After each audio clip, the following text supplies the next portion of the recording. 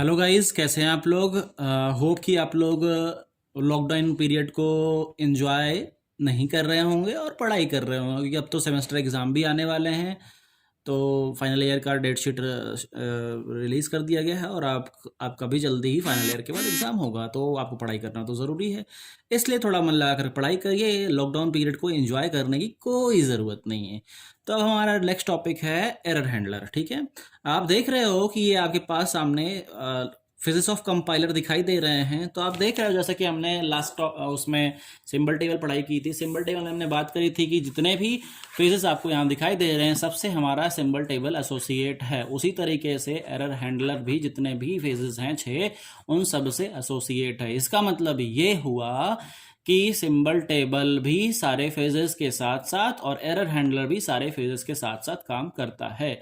मतलब ये हुआ कि अगर लेक्सिकल एनालिसिस फेज में कहीं पर भी कोई से भी एरर आई, तुरंत एरर हैंडलर बताता है कि एरर है। उसी तरह से सिंटैक्स में, उसी तरह semantic, intermediate, code optimization and code generator. तो अभी हम बात करते हैं एरर हैंडलर और रिकवरी की या फिर एरर डिटेक्शन एंड रिकवरी की। तो आप देख रहे हो कि एरर हैंडल कब होगा, जब डिटेक्शन होगा, फिर रिपोर्ट किया जाए और फिर रिकवरी हो। अब अगर डिटेक्ट किया जाए और फिर वहीं बैठे रहें तो हम हैंडल तो नहीं कर रहे ना। तो हैंडलर कब वर्क करेगा, जब detection plus report plus recovery होगी। तो जब तक कि जितने भी पॉसिबल एरर्स हैं वो प्रोग्रामर्स से डिटेक्ट करके, उसे रिपोर्ट करके, यूजर्स को रिपोर्ट करके रिकवर कर ना लिया जाए, तब तक कि एरर का हैंडलिंग नहीं हो सकती। अब छोटी सी बात है, डिटेक्शन, रिपोर्ट एंड रिकवरी है। इसका मतलब यही इसके फंक्शंस भी हैं। आप देख सकते हैं कि फंक्शंस ऑफ एरर हैंडलिंग में दिखाया हुआ है डिटेक्शन, रिपोर्ट एंड रिकवरी। ठीक है, अब बात करते हैं कि टाइप्स ऑफ एरर्स क्या होते हैं। भाई कोई एरर किस तरह का होता है, तभी तो हम उसको रिपोर्ट और करेंगे और रिकवरी करने की कोशिश करेंगे। ठीक है, तो यहाँ बहुत मोटा मोटा समझाया गया है एरर, कंपाइलर टाइम एरर और रन टाइम एरर। अभी हम रन टाइम एरर के बारे में नहीं पढ़ेंगे, बेसिकली हम कंपाइलर टाइम एरर के बारे में पढ़ेंगे, क्योंकि हम कंपाइलर पढ़ रहे हैं। तो हम समझते हैं कि जरा लेक्सिकल फेज एरर होता है, सिंटैक्स फेज होता है और सिमेंटिक फेज एरर होता है। रन टाइम वाली बात हम बाद में करेंगे। ठीक है, तो लेक्सिकल फेज एरर में क्या है, exceeding the length of identifier, string character missing, appearance of illegal character.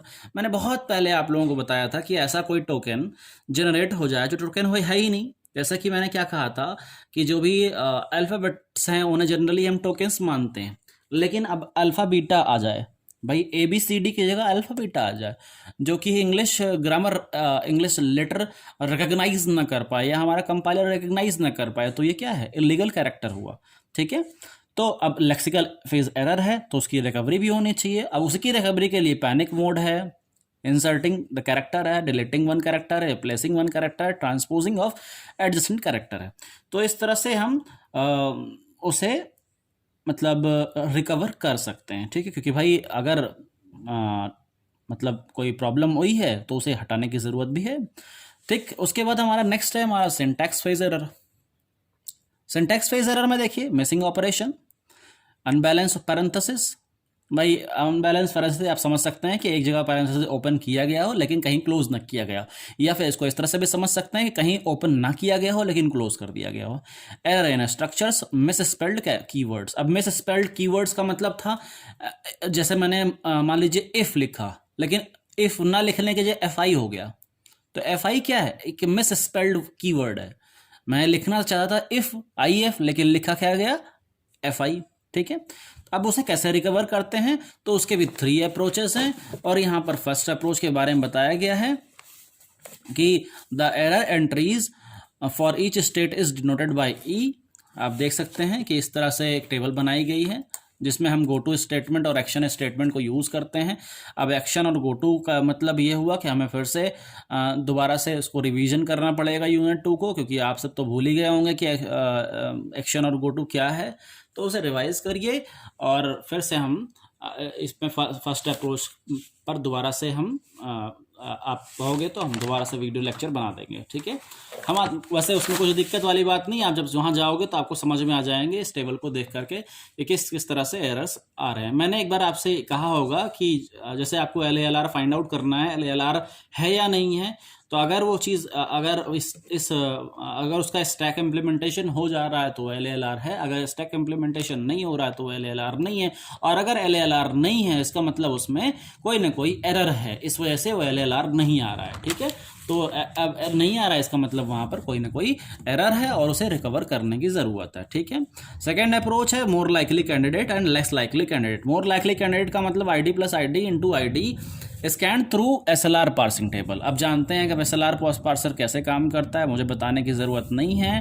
तो these tokens plus $into ID are more likely candidates as these tokens passed without error। ठीक है, तो मोस्ट लाइकली का मतलब या मोर लाइकली का मतलब ये हुआ कि ऐसे कैरेक्टर्स जिनके बारे में कंपाइलर बहुत ही अच्छी तरीके से जानता है। ठीक है, तो उन्हें आप आसानी से पार्स कर लेगा। लेस लाइकली कैंडिडेट का मतलब जैसे अब T है, ठीक है, या ओपनिंग ब्रैकेट है। ठीक है, अब ओपनिंग ब्रैकेट सिर्फ ओपनिंग ब्रैकेट है तो इसका मतलब वो उसे आसानी से पार्स नहीं करेगा। ठीक है, और आसानी से पार्स नहीं करेगा इसका मतलब कि वहाँ पर क्या आएगा, एरर आएगा। तो इसको इस तरह समझ सकते हैं कि मोर लाइकली कैंडिडेट को पार्सर पास कर देता है और लेस लाइकली कैंडिडेट को पार्सर पास नहीं करता, और जहाँ पार्स नहीं करता है वहीं पर क्या आता है, एरर आता है। ठीक है, तीसरा हमारा अप्रोच है reduce error entities. If the state has one reduce entry RJ then all error entries of state are replaced by RJ। मतलब अगर कोई एक ऐसी एंट्री है जो कि गलत हो गई है तो इसका मतलब कि पूरे के पूरे एंट्री को ही वहाँ रिप्लेस करने की ज़रूरत है, इसी को हम रिड्यूस एरर एंटिटी कहते हैं। ठीक है, देखो इस टेबल से समझने की कोशिश करते हैं। जैसे E1 कोई एक रूटीन एरर आता है तो क्या है, मिसिंग ऑपरेंड है। E2 है राइट पैरेंथेसिस नॉट मैचिंग है। E3 कहते हैं मिसिंग ऑपरेटर है। E4 missing right parenthesis. तो पहले से बता दिया गया है कि इस अलग अलग तरह के मैसेज अलग अलग मतलब क्राइटेरिया पर फिट बैठेंगे और उसी के अकॉर्डिंग एरर मैसेज शो होगा। ठीक है, अब हम जो हमारा अलग है, जो हमने सबसे पहले पैनिक मोड के बारे में बात करी थी हमने लेक्सिकल एनालिसिस में। तो in this method on discovering error the parser discards input symbol one at a time. एक बार में एक ही इनपुट सिंबल को डिस्कार्ड कर देता है। This process is continues until one of the designated set of synchronizing token is found। और तब तक ये करता रहता है, डिस्कार्ड करने का काम तब तक करता रहता है जब तक designated set of synchronising token find उसको नहीं हो जाता है। ठीक है, जैसे ही उसको सिंक्रोनाइज टोकन मिल जाएगा वो मतलब दिखा देगा, सेमीकोलन लगा देगा या एंड कर देगा स्टेटमेंट को। स्टेटमेंट एंड करने के बाद फिर से वो डिस्कवर करता रहेगा एरर को, और जब तक कि पार्सर सिंबल टेबल को उसमें कोई एरर फाइंड आउट करता रहेगा तब तक ही वो चलता रहेगा। अगर अब जब एक स्टेटमेंट कंप्लीट हो जाएगा तो वो फिर से ही एंड उसमें या सेमीकोलन लगा देगा। तो इस तरह से पैनिक मोड काम करता है।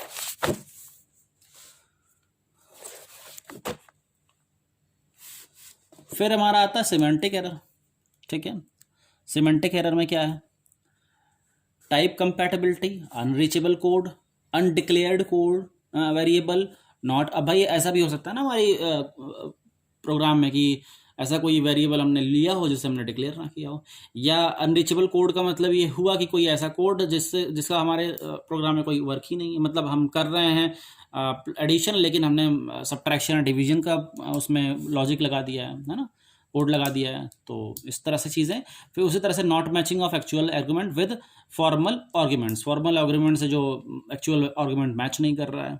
ठीक है ना, और इसकी रिकवरी कैसे करते हैं, if the error undeclared identifier is caught then to recover from the error the symbol table entry for corresponding identifier is made.